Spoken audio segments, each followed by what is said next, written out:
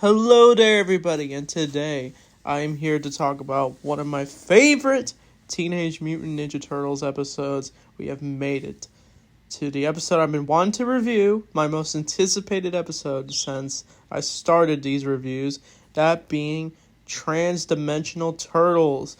So this is probably the wrong photo to start the video off with, but I'm going to set up what we're going to be talking about for the next few minutes, but okay, so the turtles are just trying to relaxing on the spaceship with Fugitoid, but they're looking for the next black hole piece, and they're worried about they're gonna replicate the technology, but that's where something unexpected happens. Fugitoid says there's a homing beacon set for only 4 people, that being the turtles. And the turtles are immediately transported, and they are in some cartoonish world. But that's where things take a turn, as they are trying to see this environment. And I just love how Raph is saying, the world is so flat, I can't even see my own butt. But that's where things take a turn, where we see the 80s Ninja Turtles. So I was so happy to see these turtles, because fun fact, when I was prepared to watch this show, I actually watched the 80s Turtles, some of the episodes, and it was definitely a show for its time. It is definitely 80s. It definitely was meant to sell toys, and that's basically my short review of the 80s show. I'd like to talk about it one day, but I don't know, I just have to pick a moment to review the episodes. But yeah, we see the returning voice cast, which is even a bigger awesome moment. We get Cam Clark back as Leonardo, Townsend Coleman as Mikey, Barry Gordon as Donnie, and Rob Paulson already plays Donnie in this show, but he's playing Raph again, reprising his role, and it turns out they are the ones that teleported the 2012 Turtles. And the Turtles think they're a threat at first. They thinking they're working with the Triceratons, all because 80s Donnie was holding a blaster, and it leads to a fight, and the Turtles are like, we don't want to fight you guys. And it leads to them settling down their differences, and they realize they're from a parallel Earth. So we saw these turtles in season 2. They even made a cameo at the end of the Earthquake episodes, but this is finally the time we can see a crossover with them. We've been waiting for a crossover like this, but they just needed the right moment. And so it turns out that Krang from their world is trying to blow up realities and has set bombs in their world and the 2012 world. So now it's up for them to team up and save them. And by the way, this is there's also another turtle crossover. We're going to talk about it for a bit, but the 80s Turtles also crossed over with the 2003 Turtles, the 4Kids Turtles. Yeah, and there's some continuity issues, but we'll get into that. But the Turtles managed to fight Krang. I'm surprised Shredder wasn't in this episode, this world's Shredder, the 80s one. But it looks like they're just fighting Krang, who has come to destroy their world. But I think they managed to take down one of his beacons. But Krang gets away as he's trying to set the bomb for the next world, the 2012 world. And I just gotta say, the transition into 2D animation to 3D animation is awesome. Seeing what the 2012 Turtles would look like in the 80s world, it's awesome. I just love their interaction. I just love how 80s rap makes fun of Donnie sounding weird, even though they're played by the same voice actor. It's funny, and we see the 80s Turtles, what they look like in the 2012 world, and they're literally 3D models, and they say, I just love how Donnie says it's like science fiction, because it totally is, and they're just stunned by this whole turning world thing, and and there's also scenes where they make fun of the Turtles, how they don't fight with their weapons, they got belt buckles, and some people have issues, because how both crossovers, the 2003 Turtles and these Turtles, make fun of how they wear initials on their belts and how they act more childlike. But honestly, the 80s Turtles did fight with their weapons, but like because it was a cartoon, they mainly just fight robots with their weapons. And they're not as cowardly as like they're trying to portray them as. It's just, I don't know. It's a weird, well, it's like it's fun that they're making fun of the 80s Turtles. It's just like they do have fighting abilities. But yeah, they're probably but I can agree that these turtles don't really take things as seriously. Because once they try to get pizza, the turtles say, well, you can't do that, dude. We're trying to stay in the shadows. But it leads to them running around New York, and they finally do find Krang, who's at the Channel 6 building.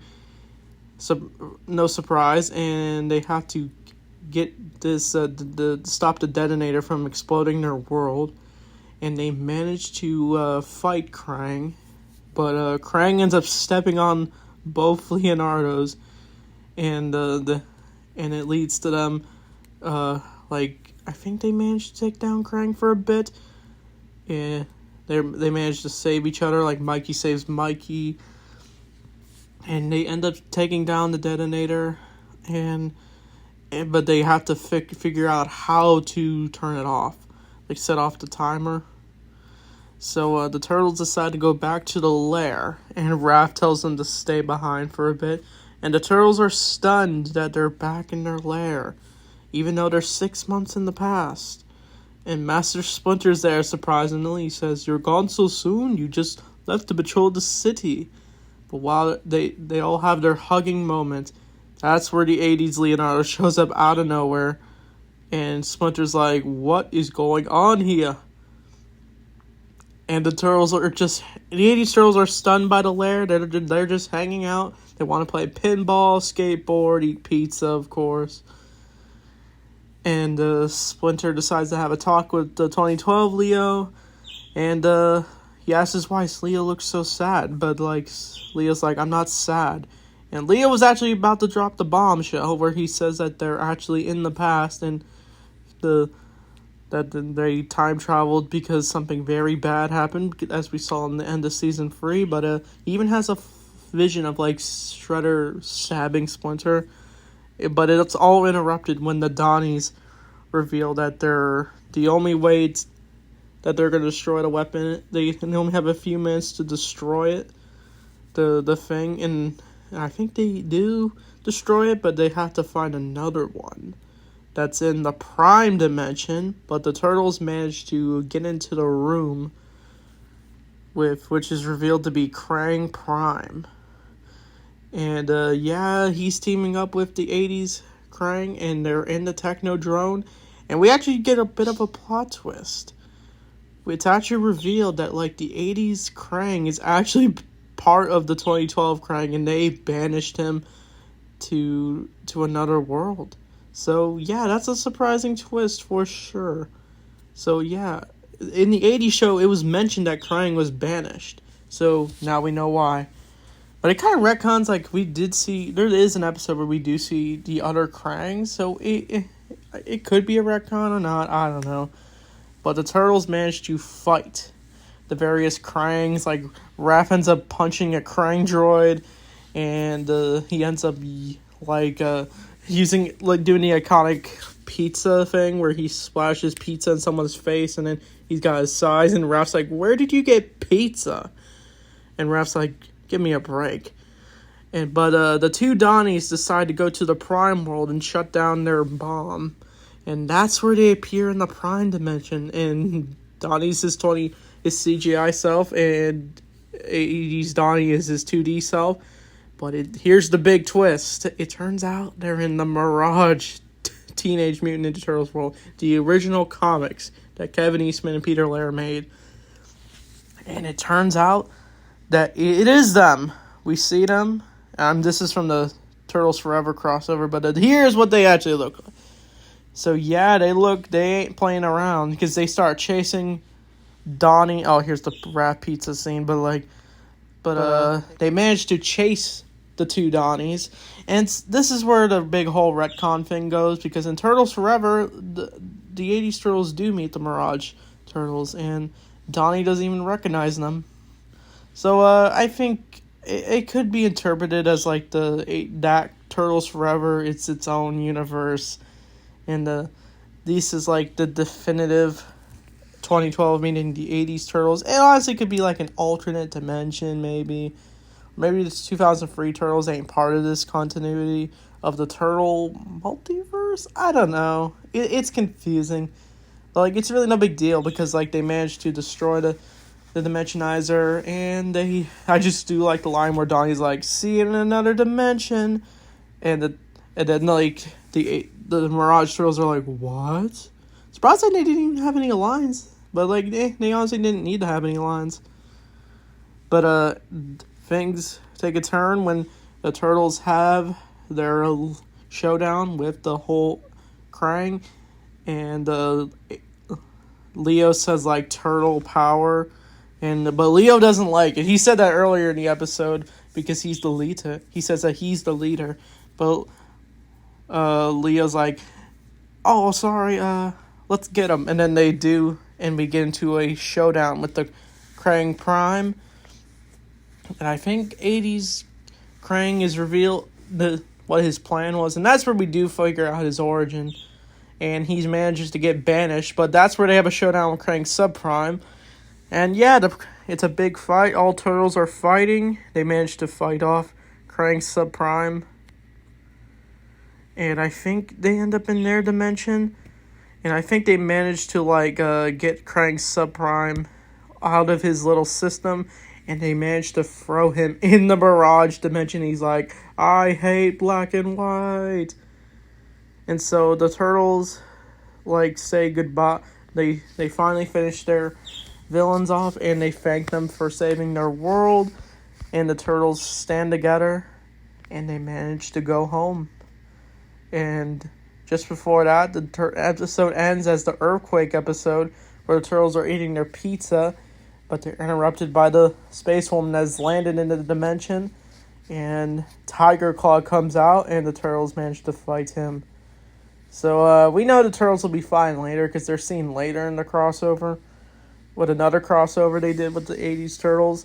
So this is easily one of my favorite episodes. Yeah, it does retcon some, Turtles Forever, but, I don't know, it's been years since the Turtles Forever crossover. And this is long after the 2003 show when this episode came out. But this episode is easily a 10 out of 10. Easily one of my favorite episodes. This is an early start to the whole multiverse crossover thing, with Spider-Verse. Maybe Spider-Verse did it first, but in comic book form. But this is an early start to this whole crossover thing. And yeah, it's so awesome to see they actually got the voices of the 80s Turtles, unlike in Turtles Forever, because they were union actors. They couldn't even hire them since 2003 show was a non-union show. But it's weird. But anyway, I really like this crossover. Maybe I'll review Turtles Forever one day, but this was easily my best, like I said. And the next episode is, I think, Revenge of the Triceratons. I feel like I could go on all day about this crossover, but I think I've said enough. But anyway, thanks for watching, and Turtle Power!